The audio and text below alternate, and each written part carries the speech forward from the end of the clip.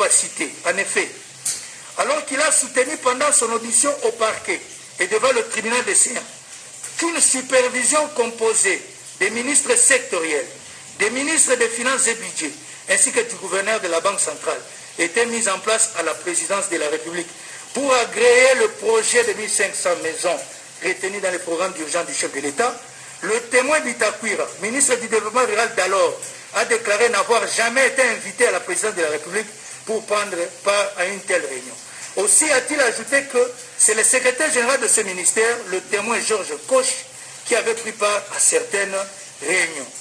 Entendu, ce dernier reconnaît avoir pris part à 2 réunions, mais dont l'objet était l'approvisionnement des milieux ruraux en eau potable et l'aménagement des routes des dessertes agricoles. Il n'a donc jamais été question de maisons préfabriquées. Bien plus, contrairement au soutènement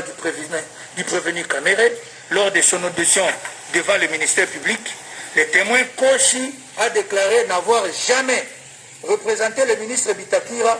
à une réunion de la supervision du programme d'urgence à la présidence de la République. Pour leur part,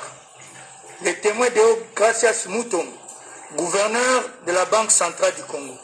Henri Avmoulang, Pierre Kangoudia et Thomas Louaka, respectivement anciens ministres des Finances, du Budget et de l'Urbanisme et de l'Habitat, ont dans leur déposition concordante et non contredite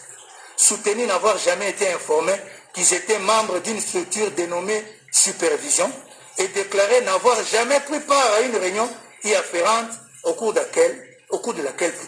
ils auraient parlé du marché d'érection de 1500 maisons préfabriquées attribuées à Sanigo.